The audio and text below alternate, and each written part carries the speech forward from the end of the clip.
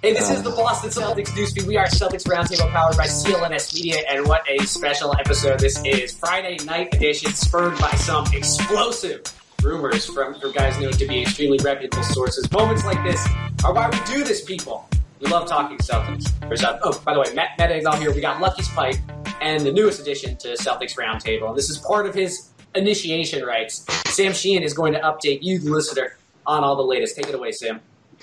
All right, as an extremely online guy, I will be the online correspondent. I'm going to bring you guys up to date with some of the tweets. We got Mark Stein. He's saying league sources are telling Zach Lowe and himself that the Sixers and Celtics are in serious talks on a trade involving the number one pick. Lowe, he's going to go ahead and follow up. In the current parameters, Boston would receive several picks, no players. Have to think number 3 would be involved. And then Woj with the Woj bomb. Deal talks are far enough along that Fultz could be on his way to Philadelphia for a meeting Saturday, sources say. Jordan Schultz, the meeting that Fultz was supposed to have in Boston on Saturday has now been scrapped, though I did see something that said that maybe that might still be happening recently. And then Zach Lowe on ESPN said the deal is basically done, and it's just one extra pick. We're talking either the Philly pick that they got from that giant point guard swap, or maybe that Kings pick. So, Lucky, what do you think of all this? We might be losing our large son, Markelle. Oh, man, dude, we were committed. We had Fultz week and everything. Like, I was totally on board with Fultz train. He was the only 20-point scorer in, like, the vicinity of the top 10. But, I mean, I'm okay if it's Isaac. I know Matt's got his hand in the Lonzo train still. That might still happen if we get the Philly 3 pick. I guess what would you rather have, the Lakers 2018 or the Kings 2019, if it's just one of those two? I don't know. I mean, the goal is always to, the goal, we've had it beaten over our head as Celtics fans over and over and over again. The goal is to get, a transcendent talent. And while, it's not a slam dunk, Markelle Fultz would have been a transcendent talent. The way you typically get those is with a number 1 pick.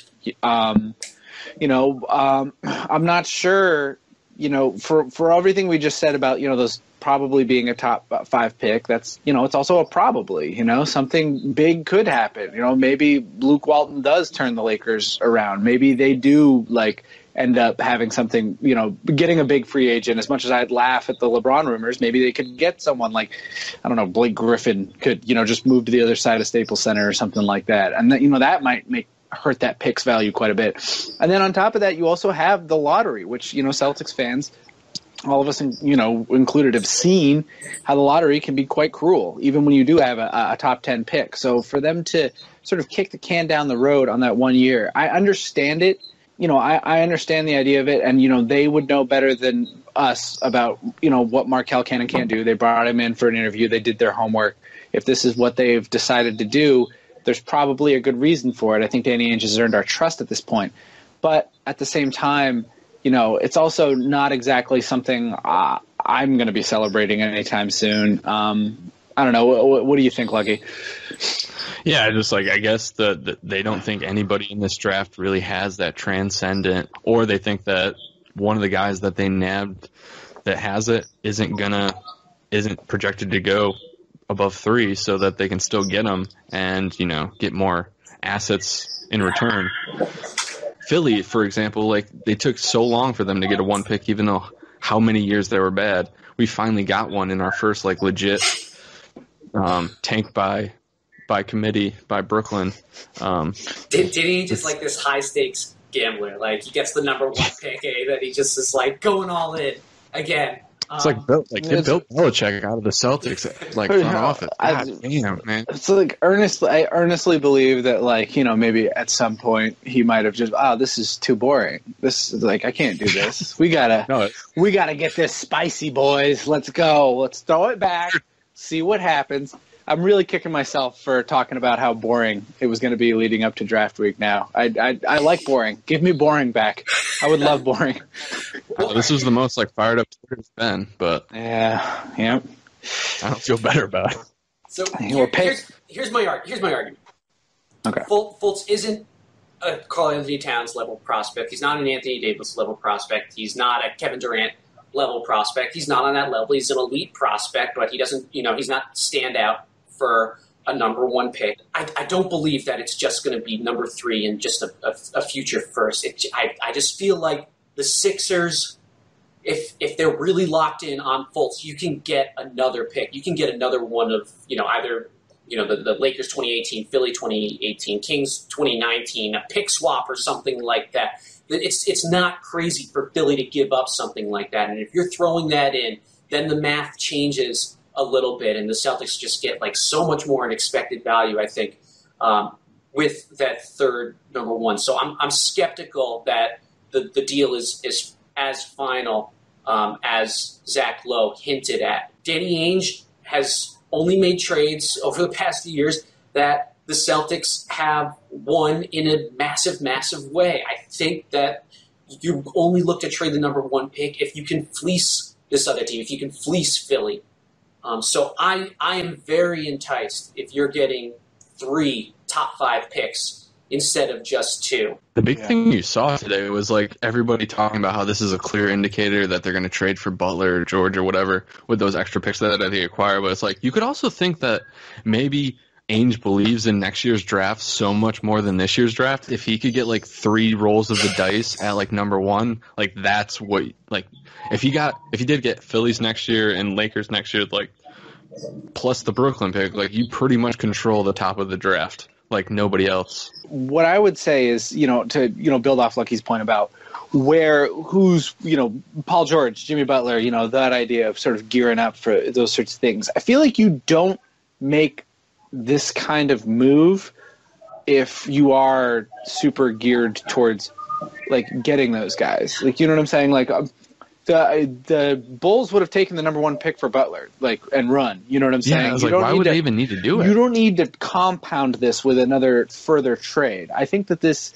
is. I don't think that maybe this is with an eye towards that, but I don't think that there's necessarily anything in place. Well, I think think about this. If it is, think about this. Okay. Because like you could make this deal, and let's say like the Celtics asset base improves. You then trade a couple of these picks, or maybe just 1. I don't know. You trade something to get a guy like Jimmy Butler. That gives you a much better chance at landing a guy like Gordon Hayward.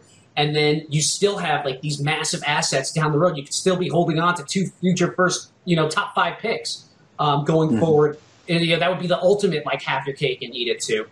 It's interesting. The other kind of thing that I've seen a couple of people tweet about, Bobby Marks of The Vertical, amongst others, that Celtics are actually clearing about $1.4 million in cap space this year, which might be important for, free agent hunting. So this does sort of, in a way, confirm that the Celtics might be looking at, using that cap space. So, if they think if you want to read tea leaves on what that means, if they think, that Blake Griffin news that Woj was tweeting, or if, they have some insider information on Hayward. Also, just things to consider. Whatever. Danny loves Avery so goddamn much. I should have seen this coming. He would absolutely trade Markelle Fultz before he traded the number 1 pick in the draft. For Texas's own Avery Bradley. All right, you could have 9 years of a guy who has a chance to be one of the 5 best players in the league, or go on it.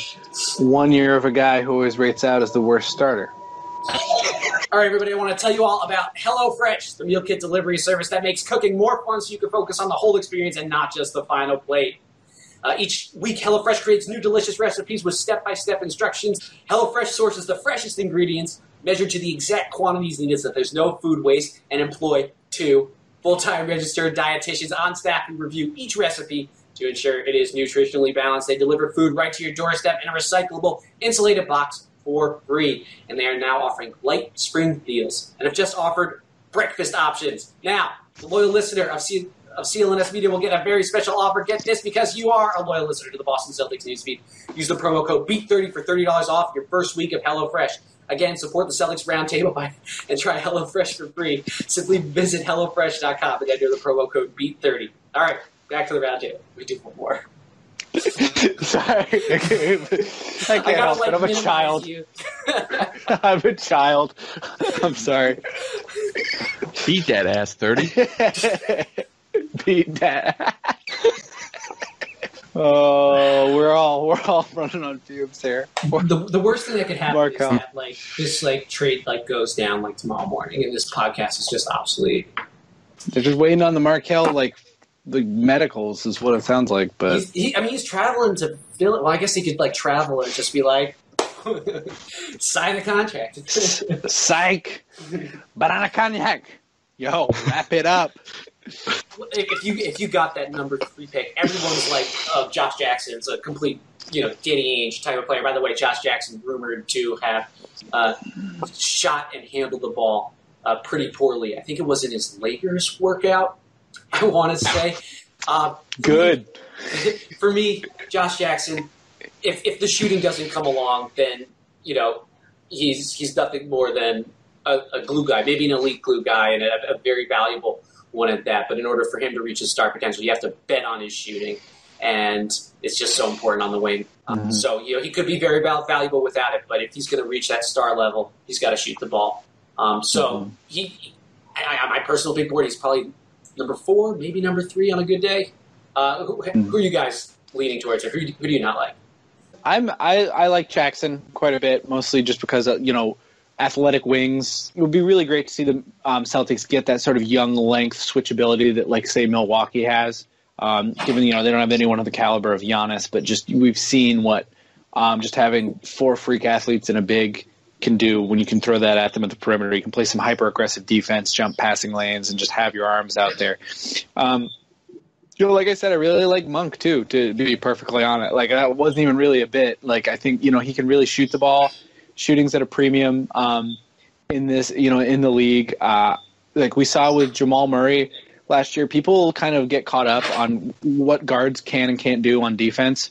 And, it just doesn't matter the same way it does for wings and bigs. So, he would be another one I would look at. I'm really not on board with Jason Tatum just because I don't think he has the athleticism to sort of hang in on the league. I know that he can, he's got a great old man game, which is exactly what you want from a 19-year-old.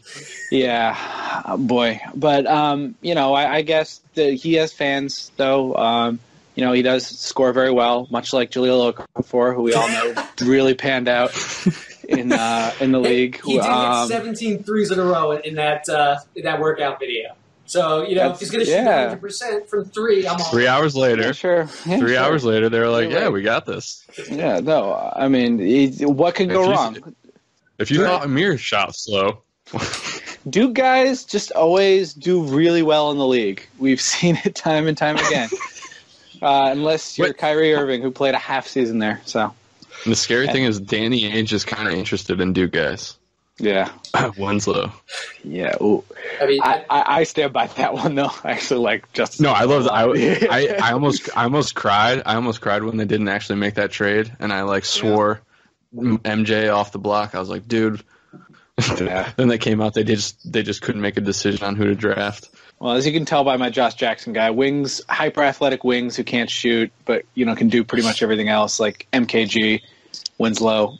You'll love those guys because those guys don't fail. Lucky, you want to give us a quick? You want to tell us about why? I would probably.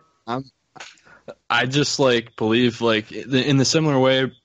I'm traditionally the wing guy is the most valuable player on the floor. He's going to be matching up against most likely the best player on somebody else's team. So you always need that. But at the same time, having a 7-foot guy that can kind of plays a similar way, but also can give you rim protection and fill in some of the gaps that the Celtics have. And he plays in an unselfish manner. So I think he could really vibe with the Celtics have going. And then I like Jackson because I can convince myself in any athletic wing that's long, or he's not actually long, he's traditionally shorter arms, but he plays with a high intensity, so that'd be okay. I don't want Dennis Smith at all. He's not my cup of tea, personally. For me, Jackson, elite competitiveness, really good athlete, maybe a little bit overrated as an athlete, but still really good, and a really nice feel for the game. I think that's a combination you generally want to bet on. Jonathan Isaac, he might be the best defensive prospect in the draft, and I think he could do wonders as a fourth option, low usage on offense. Guys 3 through 10, they're all kind of in the same tier for me. I am a proud member, as listeners might know, of Lonzo Hive. And if the Celtics do this and somehow manage to end up with Lonzo Ball, I'd be completely over the moon. If this, well, that's the thing. Is like, and I can vibe with like, if this is the guy that Danny Ainge is locked in on, I'd be so happy. I don't know if he'd fall to 3, but the Celtics have the assets to trade up to 2. Just do it, Lane. Danny. Just do it. Yeah, I don't know if he falls, but like I can see the fact that like Lonzo does have that superstar potential, which I love Isaac, and I think he could be like, but he's still like a role player. I don't really see that, which is like what you hope for from the draft is like that, transcendental player. I think he could just be like one of the best, like a Horford. Like honestly, the impact Horford does without like standing out in any statistical category, he's just like across the board good. Well, if you I think Isaac can bring that too. A high basketball IQ, then Lonzo's clear pick. But this isn't the point of this podcast. Well, it could be. It could be. We could go down that rabbit hole. Well, big baller brand. Idea. We have no idea. All start saving. We have no idea who the Celtics really like. We have no idea who they've locked in on. The only thing we really know at this point is that they don't love Markelle. But what if Grandy is right and this is all smoke and we're just all like we're just part of the game? And they're doing an awesome job. Danny Ainge is just picked. Yeah. He got me, man. Worth of smoke, so. If this is a smoke screen, he got me, and I'm terrified. So I'm dying. Also, we got Zach Lowe, Mark Stein, and Woj all reporting the same thing. That's Godfather right there. A Godfather smokescreen. I hope it's 3 picks. That's what I just keep coming back to. 2 when I'm queasy about it. 3, and I'm there. Yeah, I agree. I agree with that. All right, that'll do it here at Celtics Roundtable on the Boston Celtics newsfeed. Be sure to subscribe to the Boston Celtics newsfeed, available on your favorite podcast app or by downloading the CLNS Radio mobile app. Be sure to hit the like button and subscribe to this channel, CLNS Radio. If you're watching us on YouTube, be sure to give us a follow on Twitter at CLNS Roundtable and a 5-star review on iTunes. Tomorrow we'll be discussing more about this. Tomorrow, we'll see what happens. Okay, with all of this, if this trade goes down, or if there's another explosive rumor, or if it's just crickets over the next few days, we'll be there in all circumstances. So we want to thank you all for listening, and we hope you made it through this podcast without blowing a gasket or turned us off or anything like that. So thanks for tuning in. We'll see you next time.